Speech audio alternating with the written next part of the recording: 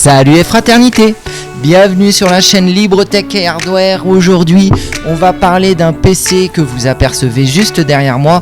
Alors ce PC, il est vraiment totalement atypique et je pense que c'est un boîtier du moins que je vais garder un petit moment. Alors, petite anecdote sur ce boîtier, si vous voulez en savoir plus sur la configuration, ce qu'il y avait dedans à la base et surtout dans l'état lamentable dans lequel il était, je vous laisse aller voir le live qu'il y a sur la chaîne et de là vous découvrirez un petit peu cette aventure. Autrement, ce PC je l'ai entièrement restauré, nettoyé et du coup j'ai décidé de créer une machine qui est contemporaine, qui daterait de 2008-2009 grand maximum, et j'ai réussi avec des composants vraiment bloqués sur l'année 2008. Les professionnels me corrigeront si jamais, mais normalement j'ai réussi à faire un truc cohérent à cette année. On y retrouve dessus une technologie que j'adore, c'est la DDR3. Alors pourquoi la DDR3 comme ça ? Parce qu'en fait moi je trouve que c'est vraiment un bond significatif qu'il y a eu avec la DDR2 et c'est là qu'on est rentré vraiment dans une phase où la mémoire entre guillemets n'avait plus de limite. Je veux dire, la DDR2, la plupart des configurations c'était souvent 4 Go de RAM et au grand mieux 8.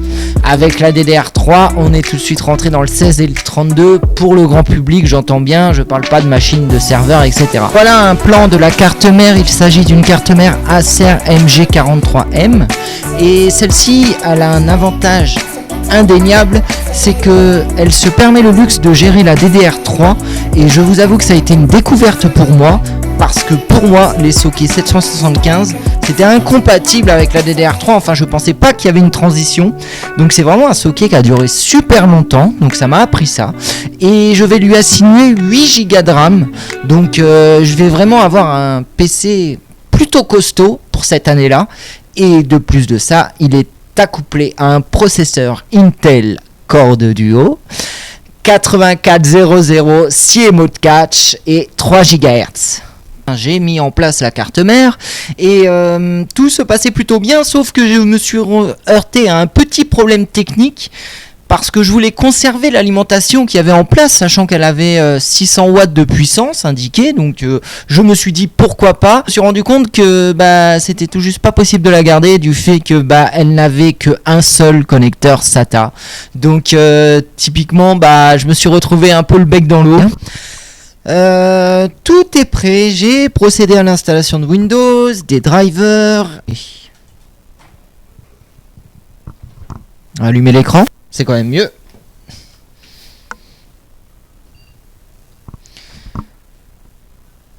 Donc on entend le bruit du boot.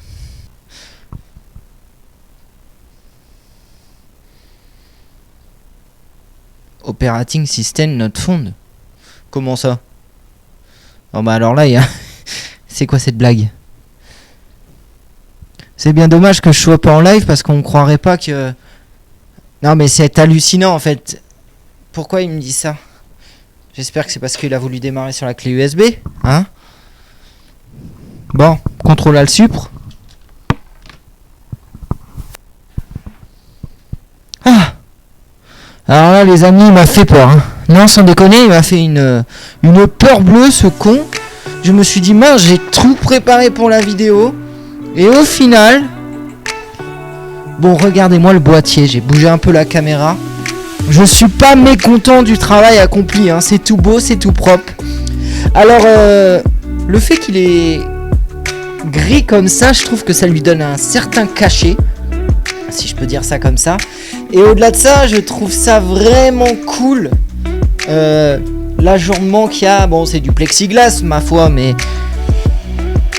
ça fait tout de suite PC de compète si on peut dire, et ça lui donne un côté assez racé, enfin moi perso j'adore. Mais bon bref. Alors, comme je vous le disais, on se retrouve sur Windows 7. J'ai procédé donc à l'installation de tous les drivers, tout est opérationnel et fonctionnel. Théoriquement, je dis bien théoriquement, puisque je les ai installés mais je ne les ai pas lancés parce que je voulais garder l'effet de la vidéo et de vous montrer en direct ce que ça allait donner. Alors on va rapprocher un petit peu l'écran et que vous voyez un peu mieux, super. Bon, alors, normalement j'ai aussi installé 3D Mark. Voilà. Alors, je triche un peu, c'est la version de 2006. Donc normalement je devrais avoir un score correct du moins. Le contraire serait étonnant. Pourquoi il a changé le jeu de couleurs de Windows 7? C'est étonnant. Ah, c'est à cause du... C'est marrant, je ne savais pas si vous saviez que 3D Mark faisait ce genre de fixture. C'est pour le moins surprenant, mais bon, pourquoi pas. Et puis après, on va faire un petit test de GTA 4 qui était vraiment le jeu en vogue à cette époque, hein, forcément, 2008. C'était le jeu ultra attendu. Et d'ailleurs, petite anecdote sur ce jeu, moi personnellement, j'ai adoré. C'était un jeu dont l'histoire principale était vraiment captivante, si je peux dire. Avec Romain et je ne sais plus comment s'appelle le protagoniste principal, mais je me souviens de son cousin. C'est marrant. Bon, t'as fini de me raconter ta science. Bon, allez, let's go. Scanning your system. Ok. How is right? 11 FPS, ça démarre pas franchement fort, hein. Oh là là, oh là là là là là là. Non mais... Oh aïe aïe. Alors j'entends bien que ce genre de benchmark c'est censé mettre les PC à genoux, mais à ce point-là... Oh aïe aïe. Alors, ce qui est assez surprenant sur ce score, hein, c'est que pour ceux qui ont vu la vidéo sur le PC des abonnés, enfin le PC qu'une abonnée m'a offert, c'est que bah normalement je devrais avoir mieux en fait. Alors c'est la même carte graphique qui correspond à l'année, donc une 8400 GS, hein, donc c'est pas une carte graphique de folie, hein, mais tout de même. Et au-delà de ça, on a exactement le même processeur. Bon bah on est en DDR3, donc on devrait être mieux. Et pourtant je dirais que c'est pas le cas et même moins bien. Enfin je tournais à 10-12 FPS, des pointes à 20 avec le Dell. Là je me retrouve à 3-4 FPS. Je me demande s'il n'y a pas quelque chose qui fait bottleneck quelque part ou un problème avec le driver. C'est... pour le moins surprenant. Bon là je suis un petit peu en train de l'embêter, hein. Oh là là. Je suis en train de lui faire le test de performance inclus dans Windows 7, hein, qui est apparu sous Windows sur Windows Vista, pardon. Et en même temps il est en train d'installer GTA 4 et le jeu Scarface. Et ouais, on change pas une équipe qui gagne. Et puis, juste après, je vais lui lancer un 3D Mark, voir ce que ça raconte. Même si je vous avoue que bah, j'en attends beaucoup de ce benchmark. Du moins, je vais pouvoir faire une comparaison avec la vidéo que vous aurez vue avec le PC qu'on m'a offert d'une abonnée, le Dell Inspiron. Voir ce que ça donne, le fait de passer de la DDR2 à la DDR3 sur ce genre de test. Mais bon.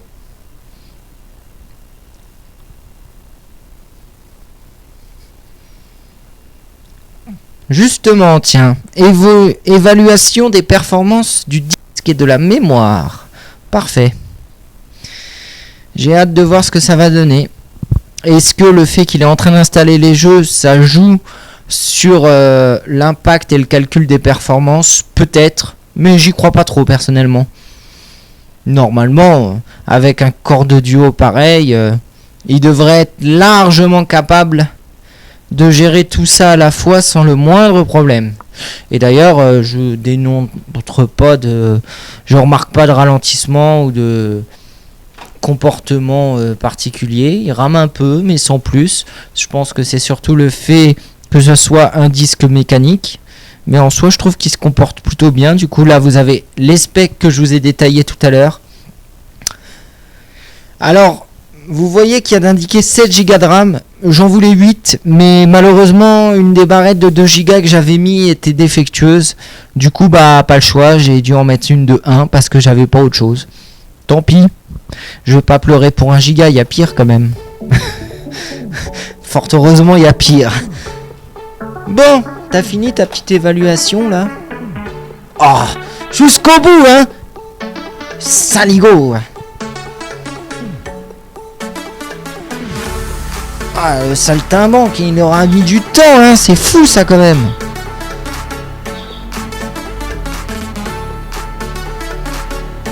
Décidément, le disque, il aime pas beaucoup. J'ai l'impression que ça va me plomber la moyenne, ça, les disques durs. Je ne sais pas pourquoi. Pourtant, ils tournent tous les deux à 7200 tours minute. Donc, et d'ailleurs, c'est vrai que j'en ai pas parlé. On a 2 disques durs de 150 Go. Il rame un peu quand même.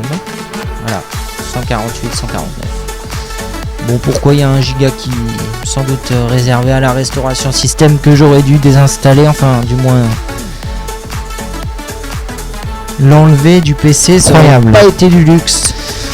Évaluation terminée. Oh oh oh. Alors, à quoi est-ce qu'on va pouvoir s'attendre? Est-ce qu'on a un PC de compète ou est-ce qu'on a une vraie bouse? D'après Windows 7 toujours, hein, parce que tout est relatif. Oui, bah alors si c'est terminé, tu vas me l'afficher, crotte. Ça rappelle des souvenirs, hein, n'empêche de faire ça. À l'époque, c'était vraiment le truc ultime, même quand j'allais chez des potes, on regardait les PC, tout de suite je lançais une évaluation pour voir ce qu'il en était. Et à chaque fois qu'on upgradait le PC, c'était le truc incontournable à faire. On n'y passait pas, on était obligé de... C'est incroyable. Ah là là. Allez, affiche-le nom d'un petit bonhomme en mousse, c'est fou ça. Oh, tu mériterais des coups de pied, hein. Aïe quand même. Et alors? Oh là. Oh là là là là. Ouh là là là là là là. Et puis alors, on retrouve ce petit voyant qui reste en permanence allumé, c'est incroyable. Mais qu'est-ce qui se passe? J'ai peur là quand même. Hein. Bon, je vous l'accorde, il est en train d'installer 2 jeux en même temps derrière, mais quand même. Oh, je sens que il y a un truc qui va pas. Plus clair. Alors du coup, c'est le processeur et la mémoire vive qui sont au top. Performance du bureau pour Windows Aero 3,5. C'est étonnant. Et pourquoi alors? Pour les graphiques de jeu, performance graphique pour jeux et applications professionnelles 3D 5,3. C'est curieux.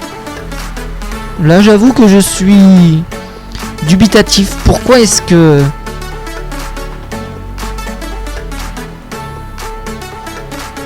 Conseil de performance pour améliorer votre ordinateur. Ah ouais. Ajuster les effets visuels. C'est vrai que... c'est pas forcément idiot. J'aurais dû y penser avant de le faire, mine de rien.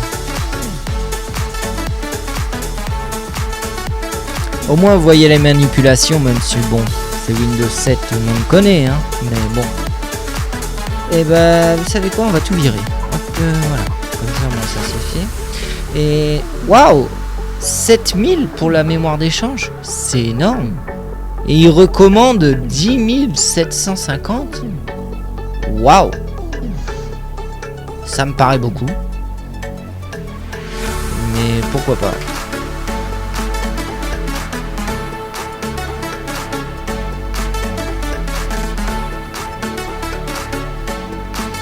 Ok. Eh ben c'est plus sombre. Alors tic, tant qu'à faire, enfin c'est plus clair je veux dire. On va virer ça. Voilà.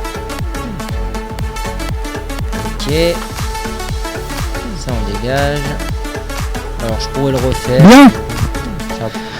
Ça... Allez, maintenant qu'on a réinstaller 3D Mark, régler les paramètres graphiques et optimiser un peu le tout, bah normalement ça devrait le faire. Bon, il me pose toujours autant de questions. Allez.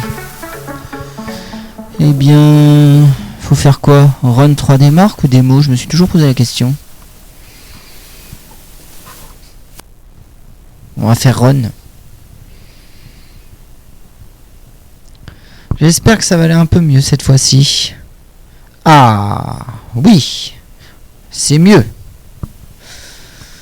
On a 23, 24 FPS. On a eu une petite pointe à 30 images par seconde. Bon. C'est quand même largement mieux que ce que c'était tout à l'heure. Oh, il y a quelques ralentissements. On a des chutes. Je ne sais pas pourquoi. Mais en soi, c'est déjà un peu mieux. Bon, je vous passe qu'avec accélérer le résultat de... Enfin, le benchmark de 3D Mark. Bon, globalement, je suis assez content. On est passé de 2-3 FPS à une trentaine au maximum. Alors, évidemment, c'est loin d'être mirobolant, mais pour les jeux auxquels je le destine, je pense que il va largement faire le travail. Cependant, je remarque quelques comportements curieux avec cet ordinateur. C'est-à-dire que par moment, il y a des décalages assez importants entre l'image et le son. Et je sais pas pourquoi. Alors ça peut être des petits détails, par exemple comme la connexion et l'éjection de périphériques. Il y a un délai. Alors j'ai déjà vu ce phénomène là, hein. C'est pas étonnant. Par contre j'ai testé et j'ai pas gardé les rushs parce que bah franchement j'étais pas super emballé pour être franc. Et je voyais pas l'intérêt de vous montrer quelque chose de défectueux à ce point. Quand on prend le jeu Scarface The World Is Yours, eh bien j'ai remarqué que le jeu dans 80% des cas il tourne vraiment très bien, il n'y a pas de souci de ce côté là, mais par moment il y a des chutes, les commandes répondent pas bien et ça rend l'expérience de jeu tout à fait catastrophique. Et là je suis en gros dilemme et en très grande interrogation à savoir mais qu'est-ce qui peut poser ce problème. Là je sèche un peu. La première hypothèse qui vient à l'esprit, ça serait le support de stockage qui pose souci, hein, des HDD qui est fatigué et autres. Je les ai passés sur HW Info là, pour les disques durs et au final bon bah ils sont au milieu de leur vie, donc ça devrait pas être un problème en soi. De toute façon pour des disques durs d'occasion, quand ils sont à la moitié de leur vie, on peut déjà s'estimer heureux. Donc j'avoue que je suis dubitatif. J'ai absolument jamais réussi à lancer GTA 4 avec ce PC. En fait j'ai pourtant installé Virtual PC 2015 là, qui est la version 2016 aussi, et à chaque fois ça me met le message d'erreur MP DDL 140 là, assez connu, et c'est un problème que j'avais déjà rencontré. J'ai tenté de copier les fichiers manuellement dans le répertoire du jeu, dans la racine de Windows, mais rien n'y fait. Et en fait quand j'ajoute ça plus le reste, bah je considère que le Dell Inspiron tournait beaucoup mieux, or qu'il était avec de la DDR2. Alors qu'est-ce que je peux en conclure là comme ça de but en blanc? Est-ce que la carte mère aurait pas un problème? Parce que j'incrimine les supports de stockage puisque c'est le problème le plus facile à réparer. Si c'est la carte mère, malheureusement, bah il n'y a pas grand chose que je puisse faire. Ajouter pour conclure, j'espère que l'expérience visuelle est un peu meilleure pour vous, notamment d'un côté sonore si je peux dire. Comme vous pouvez le voir, il y a le support et le micro qui va bien. Ceci va être la conclusion de cette vidéo. N'hésitez pas à liker, vous abonner. En moyenne, il y a 82% de mémoire de personnes qui regardent les vidéos qui ne sont pas abonnées. Alors si c'est pas fait, n'hésitez pas à le faire, ça aide pour lancer la chaîne qui est toute jeune, donc le but est vraiment le partage, l'échange. Dans la prochaine vidéo, je vais vous présenter la carte mère de folie qui équipait ce boîtier justement, et j'envisage d'offrir cette carte mère à un des abonnés avec qui je suis en contact. Donc c'est pareil. J'espère vous voir prochainement dans le prochain épisode, et il me reste plus qu'à vous dire de prendre soin de vous, et à très bientôt dans une nouvelle vidéo. Salut.